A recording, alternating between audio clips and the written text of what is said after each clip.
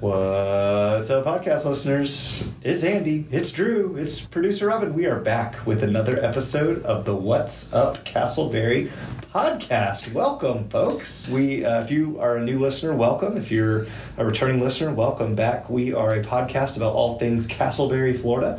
And it's May 2023 as of this recording. And Andy and I and Robin just love our community. And really, this is a great time of year. I love May. It's kind of... Is it because it's my birthday? Good drop there. Very good. I mean, it's not until the 27th, but I'm sure that's what you were thinking of. It absolutely was, no doubt. That's the top 100 reasons I love May. It's somewhere in there.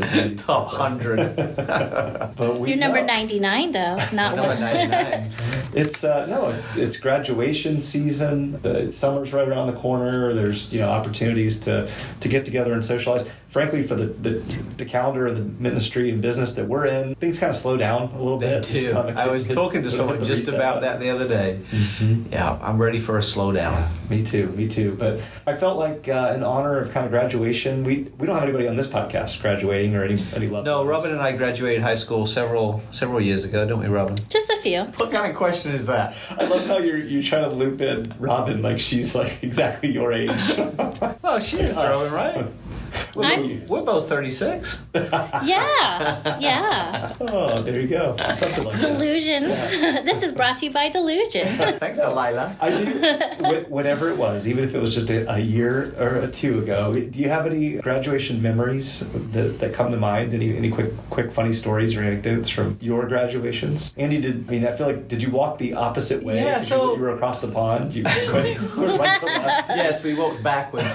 No, actually, when I was growing up in England, high school graduation was not a thing. Oh. So really... Did you get your diploma on like a stone tablet? Well, it was a little bit different because you didn't get like one diploma. You got like several certificates for classes and courses you did. And so the last day of school, the bell would go, everybody would kind of cheer, probably set off the fire alarm, some things like that, just walk out. And then a few weeks later, you went to see if you'd passed your exams and all the results were posted on a board. And then they just mailed you your certificates. So I kind of never had a graduation from high school. Yeah, so that's interesting. I mean, I probably wasn't worthy of it, but it was interesting. My daughter graduated last year, and I love all the pomp and the circumstance and celebration. I think it's appropriate that we celebrate because it's not easy, and there's a lot of work that goes into it. And yeah, what about you? Yeah, and I think it's a culmination for parents too of like seeing their the one they raised and being able to celebrate a real achievement. I thought celebrating was like you're no longer my responsibility. Right, that's kind of what I was saying. But this last year has taught me it's not that at all. She's still very much in the nest and still around. Yeah. We are very proud of you, Bethany. I know you listen to this occasionally. She does. Every 2 years she'll try and make an episode if she's in the car with me and it's playing. So. That counts. Yeah, Robin, I'd love to hear any. My only story just was I was our student government president, so I got a small role in graduation. Can we call you Mr. President? You cannot, but that was a title, I held for 1 year. And I think, if anything, what it taught me was that I put a lot of pressure on myself, and in the moment, rightfully so, as a 17, 18-year-old, thought, this is a really big deal, and I want to do great, and all these eyes are going to look at me. Looking back, I'm like, but whatever. Yeah, but you couldn't be doing what you do now, and maybe you wouldn't be the big deal you are now if you hadn't leaned into that position. Yeah. It's so funny that how those childhood experiences really shape us into the adults we become. There is a direct track, I think, sometimes between that. Definitely, yeah, they do. Robin, any quick graduation anecdotes? So my senior year was 2004, 2005, and the beginning of the year is when the 3 hurricanes hit us. You're not 36, then, are you? Yes, I am. She's close. Yeah, she is. Yeah. Are you really? I actually am 36. Oh. I will turn a different age this year.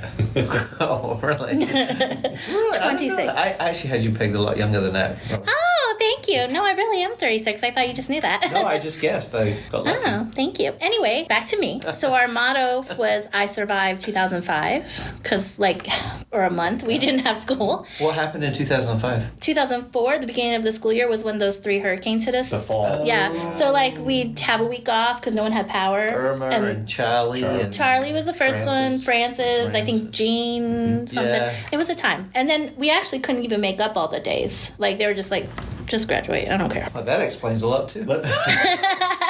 Or what I was going to say is, are there Seminole County educator listeners here? Maybe we don't have a real high school graduate. Come get it. Yeah, here she is, the smartest one in the room. Yes, absolutely. All right, talking of dads. Andy, is it that time? You've been waiting to say that forever. I have. So let's just say it is that time, and we'll get this section over with. It's time for the dad joke of the week. This is why we do this, listener. It is about Castleberry. It is about informing, inspiring, encouraging, but it's really also about my love for cheesy jokes. As you know, Robin, I try to do themed-based jokes, at least my jokes. Andy just pulls up whatever Doug sends him, but I do some real research and put some sweat equity into this. No. Robin, you give me a hard time about Doug, but Doug's a friend. I ask him. It's a good relational contact. You know Drew's source? Google. It is. I'm a lone wolf. So you need to be mocking him more than you're mocking me. No, because Drew takes the time to Google stuff. We're gonna have some food related jokes because our guest is going to talk about an upcoming ministry grocery store. So food jokes is the theme for me, and I always relish a good food joke. That was a joke itself. Joke number one. Do you have a button for that on your fancy machine there, Robin? I do. Robin, what did one blueberry say to the other blueberry? What? If you weren't so sweet, we wouldn't be caught up in this jam. That is like romantic, sweet. Okay. All right, number two. I asked this ahead of time. No one knew the answer, so here it is, live. Why do the French like to eat snails? Why do the French like to eat snails? Hey, by the way, Andy, as a Brit, what's your thoughts on France? Oh. Yay or nay? Or just refute, no comment. No comment. You said to our guest earlier, this isn't a gotcha show. I've been to France Not for several him. times. I love France. I have many French friends. Have you been to France? I have. You can speak French, can't you? A little bit. Bonjour. Oh! Wow. Merci. Parlez-vous français? No. There's our French segment of the podcast. All right, why do French like to eat snails? We are a bilingual podcast. They like to eat French. They like to eat snails because they don't like fast food. I'm too far away from my button. Andy is not impressed by that. No, that's good. That's better than I thought it was going to be. I got a French joke too. Yeah, go ahead. Did you know it was a Frenchman who invented beach footwear originally? Oh. Philippe Fallope. Robin? Philippe Fallope, like flip-flop? Nope. Okay. You want a couple of jokes from me? Let's get a couple. Just because we got to have some laughs. All right, seriously, sad news. My daughter just got sacked from her job as a dishwasher.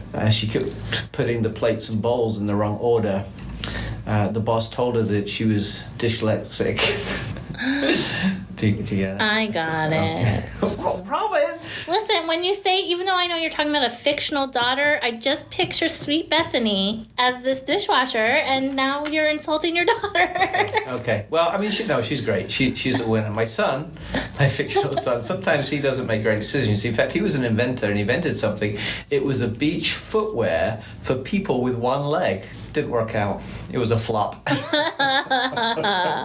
a flip-flop theme going on right now. All right, one more. All right, what do you call a bunny in a kilt? Hopscotch. The hop was in my head. Okay, very good. There you have it. The dad jokes. Do you just want to pause for a minute, Drew, because I'm afraid that your talking is drowning out Robin's laughter because I'm not hearing it. Yeah, we'll have to edit those laughs in afterwards. Well, let's transition to some Castleberry in the news. There's some exciting things going on. One thing that was exciting to the three of us that was a quality uplifting event was the annual Castleberry Chamber of Commerce kickball tournament held at Wurz Park. Wurz Park, by the way, just underrated park in my opinion. Every time I go, there's not many people there. Mm-hmm. It is beautiful. It's I believe the primary public swimming pool in the city of Castleberry. It has some great fields. It's got a nice little bike path, walking trail, playground, etc. That was the site for our 7th annual kickball tournament that I had the fortunate privilege to host on behalf of the Chamber of Commerce. And we had 8 teams participate from the community. We raised just over $1,500 with monies going to Castleberry Elementary School. And it was a very competitive tournament. Most of the teams competed well. Robin, do you see the smile on Drew's face? Robin and I were on the same team Yes. church together, and we were consistent. We were consistent. But once again, I find myself reviewing the event and realizing that Drew's team won when Drew was the umpire of an event that Drew organized. I feel Drew is a good, God-honoring man, but I smell some shady. Because isn't it odd? What you mean, Robin, is, and congratulations to Willow Creek for once again winning the kickball tournament. Mm-hmm. That's right. Because don't you find it odd that your daughter injured herself on their field he was umpiring with? I know, the bases were loaded, I think. Like, I don't want to Little Bethany was just about to get a home run, which would have won us the game, and then she fell right in front of Drew. Some of that is true, yes. Yeah, and I'm actually glad she's okay. That was a nasty fall. But So no bitterness here about that topic, Drew. Yeah. And I felt like it was important to highlight just the size of the trophy you won. the good work of all who participated. Thank you, Lynn Brecken, Kelly Hinkle, etc.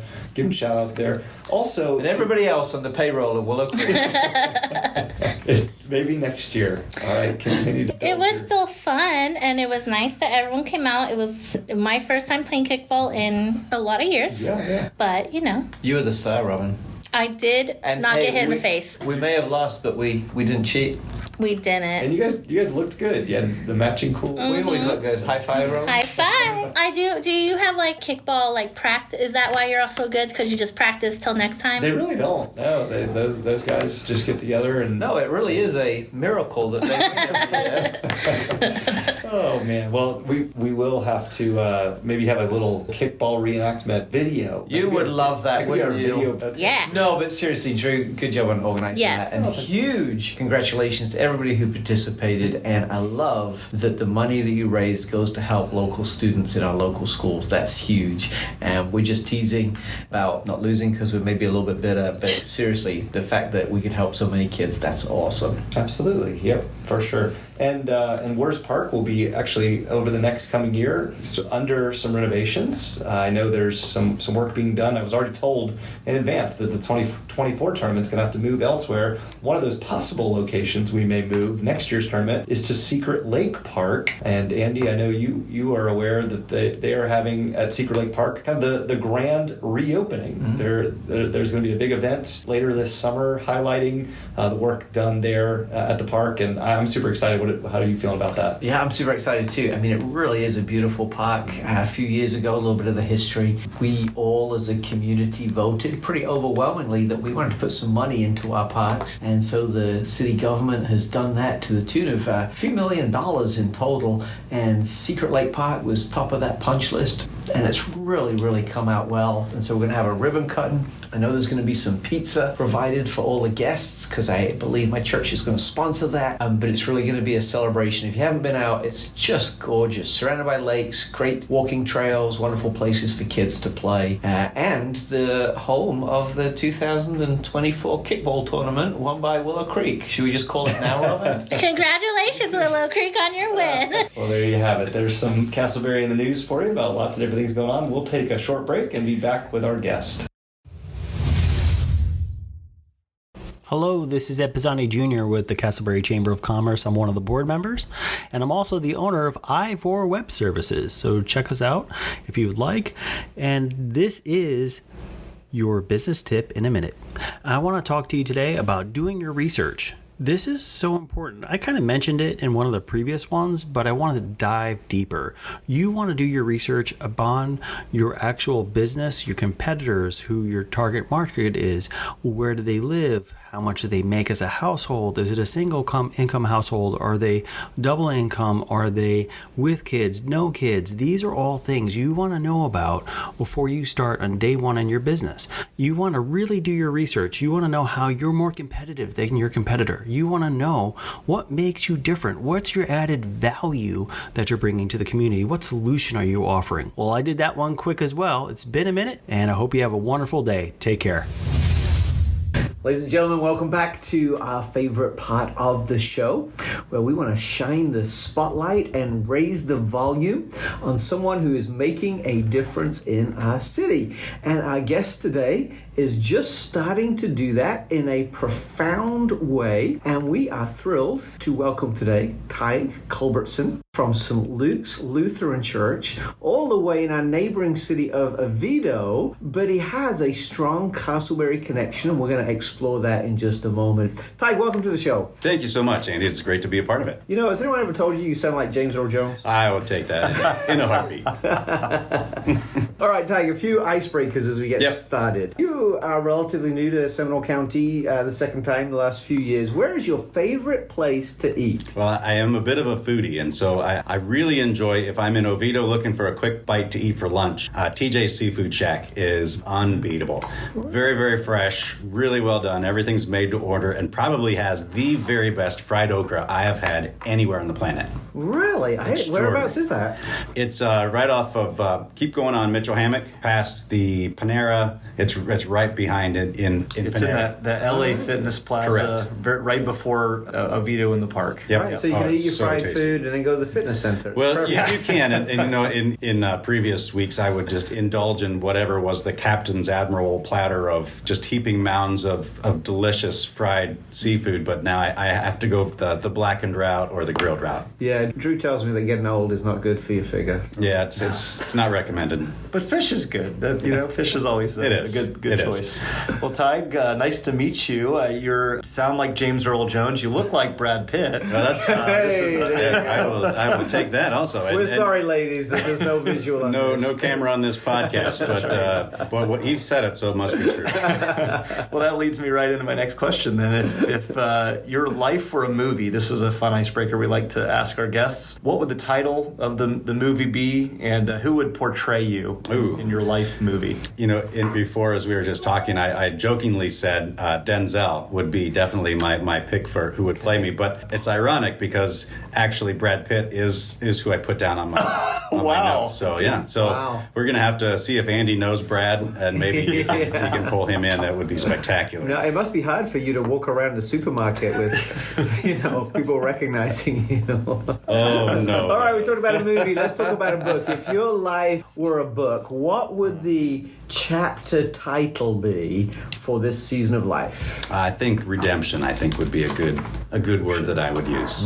Like Shawshanks? Like Shawshank. Freeman? Yeah. Oh no, that was Morgan Freeman. Yeah, another stellar voice. Very good. Redemption. I love that. Well, tell us a little bit about just your journey in the Seminole County. Sure. So, being a part of the Lutheran Church Missouri Synod, we as pastors are eligible to receive a call anywhere in the country that is a Lutheran church part of the Missouri Synod. And so St. Luke's was a place that I had vicared, which is what we call our internship, and it's a 1-year process that I was here from 99 to 2000, and then started serving churches across the country. And the senior pastor at the time, Wally Arp, he was my vicarage supervisor and still the senior pastor at St. Luke's at that time. And he gave me a phone call and said, well, what do you think about coming back down to Oviedo?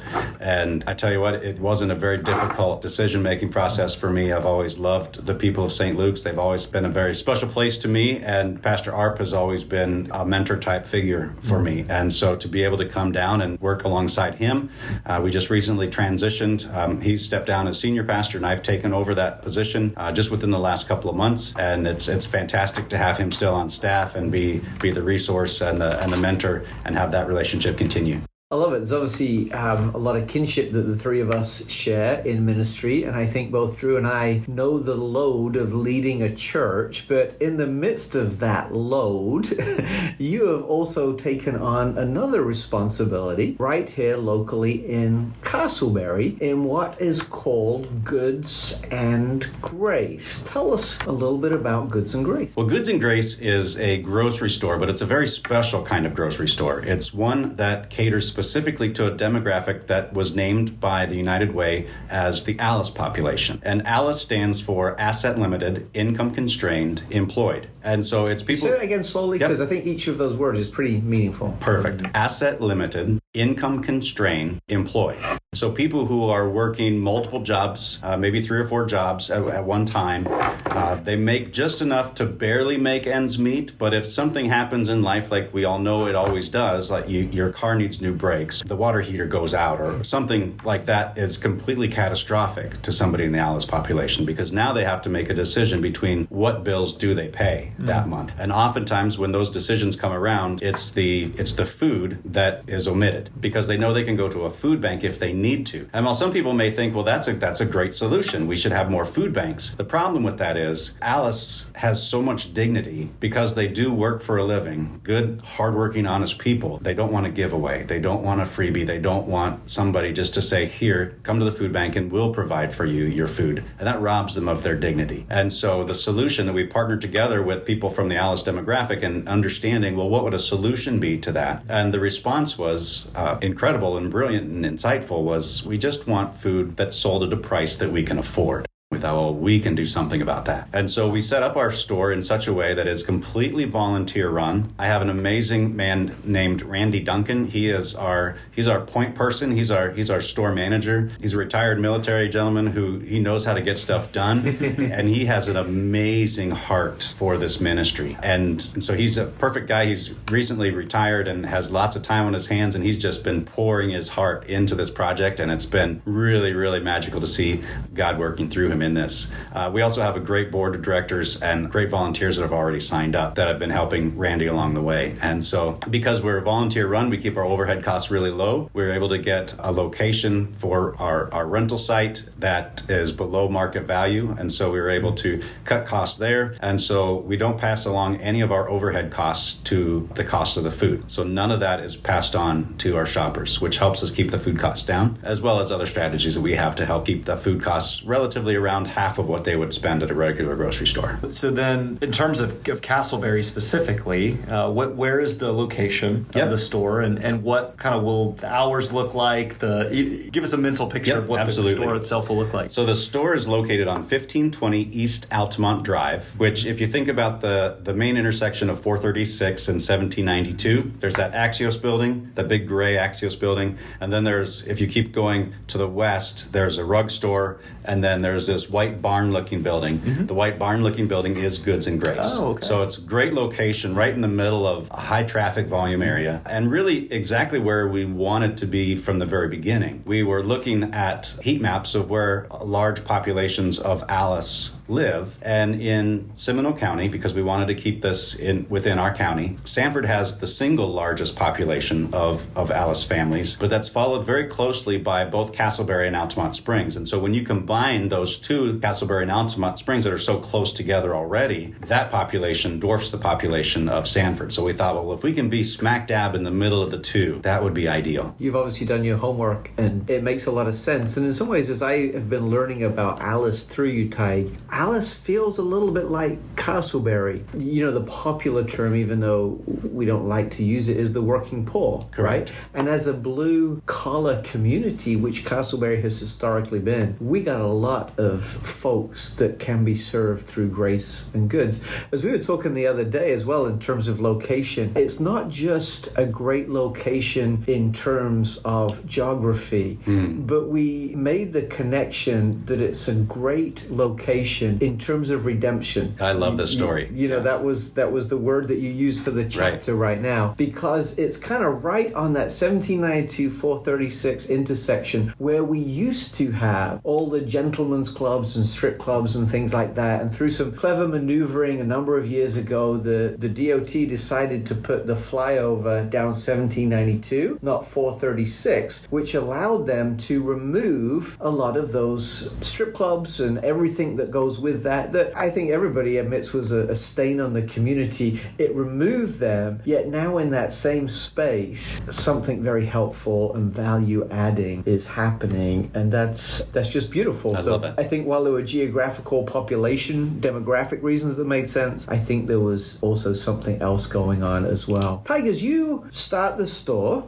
And in a moment, let's make sure we ask about when you're starting and that kind of stuff. What is the metric of success for you? Obviously, if you're a Publix or Walmart, the measure of success is money, right? Bottom line. But that's not how you operate. No. What does success look like for you? So for us, success would look like serving a percentage of the Alice population that's in that area. And so taking note, we'll be recording names and some basic information of our shoppers so that we can begin to measure how many families we're reaching, to be able to know what frequency are they coming to shop so that we can build relationships with them, because that's a critical component of this ministry. And then also working to establish the number of stories. Now, granted, this is more of a qualitative metric, right? But to be able to capture stories of life change that happened as a result of their time at Goods and Grace.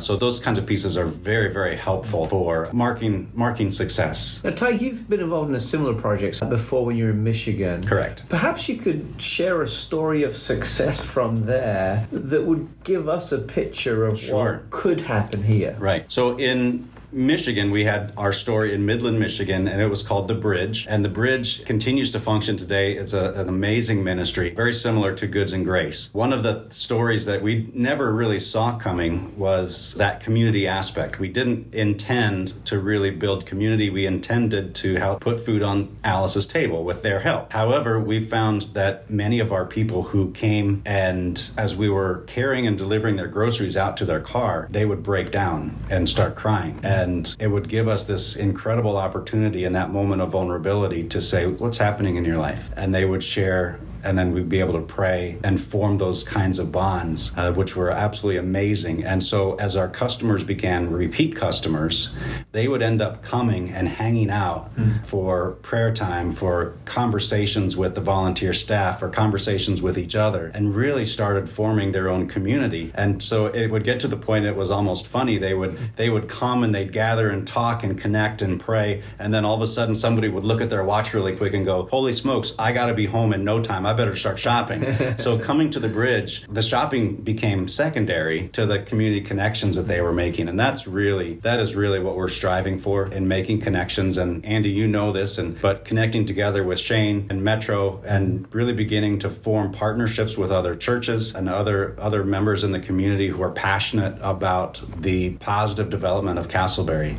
And so being able to coordinate efforts with other organizations, it's really cool to see the body of Christ really coming together and being the hands and feet of Jesus in that community, and really don't care who gets credit for doing what. It's all God's glory, and the more that we can work together, beautiful. Now, you did ask me just a little while ago, and I totally forgot to answer it, our hours and days that we're open. So because Alice has a schedule that's not We noticed you're a bit politician-ish in choosing what questions to answer. Yeah, well, that's a... But thanks for coming back to it. That's very unpolitician-ish. Yeah, didn't deflect. Beautiful. So because Alice doesn't work a 9-to-5 typical job, it's important for us to have days and hours that are varied. So we're going to begin with 3 days a week. I believe it's going to be Monday, Wednesday, and Saturday, but Randy is the guy who has those answers. And then at sliding times. So one day of the week we'll start with earlier hours and end earlier. Another day of the week we'll start later and end later. And then the weekend hours will just kind of be in the middle of the day. That's I love that you're actually thinking proactively about what's best, not just for those that are volunteering or on staff, but for the shoppers. We highlighted the communal aspect there in Michigan, and already optimistic and praying that will be the case now here in Castleberry and Altamont. Tige, what would you say would be kind of the charge, so to speak, for our citizens, our community members here, whether it be the local churches, local businesses, other just individual partners? How could you see, what are some of the ways that people can contribute and support you? Great question. And so some examples of that would be, obviously there's always a financial need, right? There is definitely at all times a prayer need. We've seen God move seemingly very slowly at times and then very, very quickly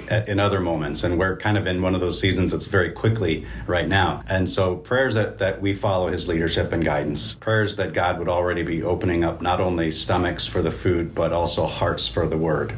Those are all important. From a from an actual boots on the ground kind of standpoint, because we are volunteer run, we have a need for an army of volunteers, and we would love to see that come from all directions within the Castleberry community. So obviously we have a lot of people at St. Luke's who are very excited about rolling up their sleeves and working and walking side by side with Alice, but we also have other congregations that we are partnering with that come and will be volunteering. From a business organization standpoint, it is a great opportunity to get your employees out maybe and do a team where you all come and serve a couple of shifts or one shift and just have that opportunity to give back to the community in a very, very tangible, relational kind of way. I really love, Tige, that as you're approaching this and leaning into this vision that will help a lot of people, that you're saying, let's do this together. Absolutely. Right? It really is an us project, and kudos for that. I get that from a heart perspective. From a head perspective, I'm thinking, how does this all work economically?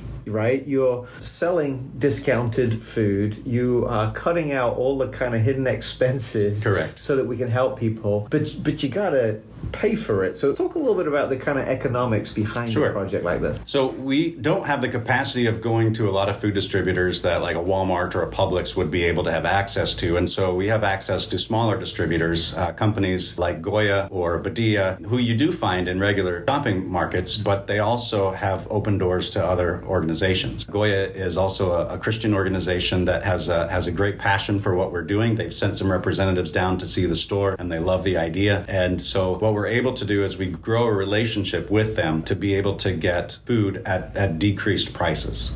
And so one way we can do that is by white labeling, where they'll stop their production. They'll trade labels with the exact same product and be able to sell it to us for a decreased cost. So like Tige tacos? Tige tacos, something like that.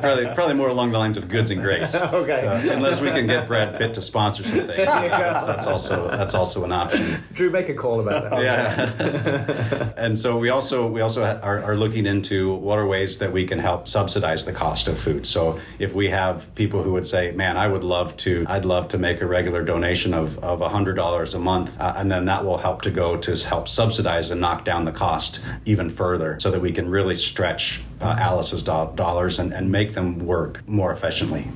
That's great. I'm taking notes on the side here, just thinking about our church, and I know the desire oftentimes to find partners where people can roll up their sleeves, as you said, and get in and volunteer and serve.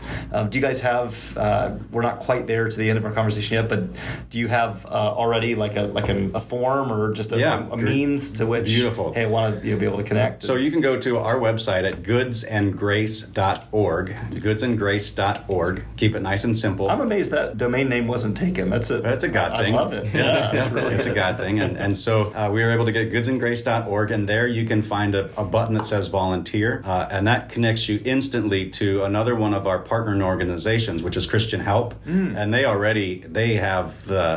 figured this game out on how to coordinate volunteers, and they do it extremely well. And so as our partner in this endeavor, they've taken on that aspect of it. And so once somebody clicks on that, it goes immediately to a guy named Britt who knocks it out of the park with recording all the right information, doing onloading and training for our volunteers, getting them ready so that when they hit the ground of the floor, they're ready to go. This is people helping people. It is. And that's how we're going to make a difference in our world and in our community. So listener, I would encourage you to go to goodsandgrace.org. Check it out. They will walk you through the process, find out how you can support with your time. If you're interested in investing financially, I'm sure there's an opportunity on the website to do that as well. Tige, you mentioned something earlier, and we'll just wrap up with this. I believe it was Teddy Roosevelt who said, "It's amazing what you can accomplish when you don't care who gets the credit." Yeah, I love that. That feels like what you're doing. You are leading this project, but you're leading in a very involved, hands-off way. Absolutely. Flesh that out a little bit more for us. Well, the way that really works itself in my life and in this particular ministry is, I would say in early seasons of my life, it was really driven by ambition, by pride, by a desire to build up my own kingdom, if you will, my own legacy. And Drew's still working on his. Yeah. Just kidding.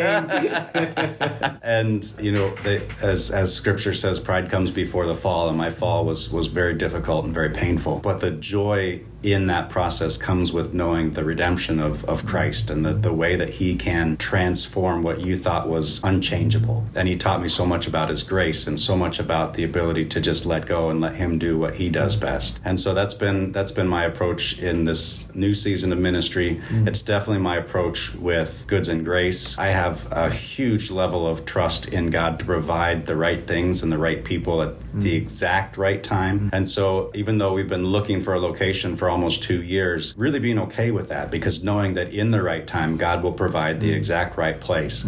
And he's been doing that continually with the right people like Randy, people like all of our partner organizations who have just fallen into place at just the right time. And it's been, I literally do. I'm glad you said hands off, because I love to watch God do what he does. Well, we believe with you that Castleberry was the right place.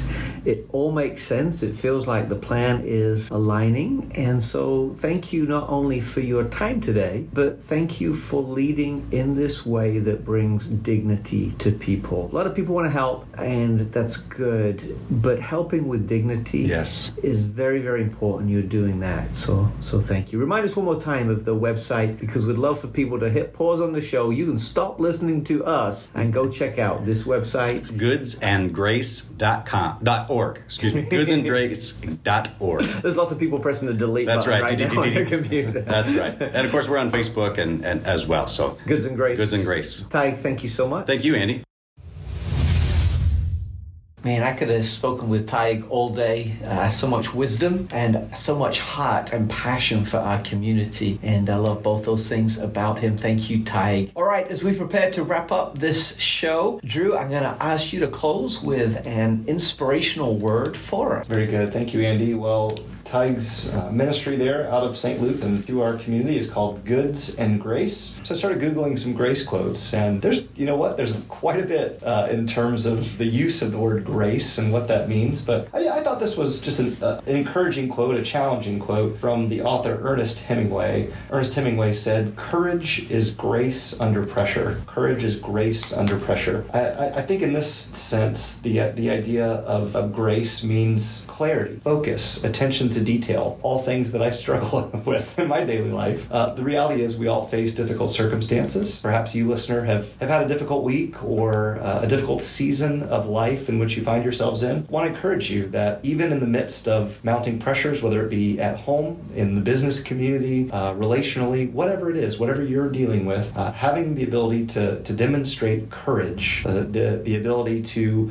be cool under pressure is an example of showing grace not only to yourself, but also outwardly demonstrating grace to other people, showing that you are unflappable, that you are confident in who you are as a person. And we just want to encourage you today that you would demonstrate courage even in the midst of severe pressure. Courage is grace under pressure. Thank you, Ernest Hemingway. And a little fun fact, when I was in Cuba a few weeks ago, I went to, I think it's called La Floridia, which was the bar in Havana that Hemingway used to go to. And there is this bronze statue of him. Wow. Nice. So there you go. Do you have more courage?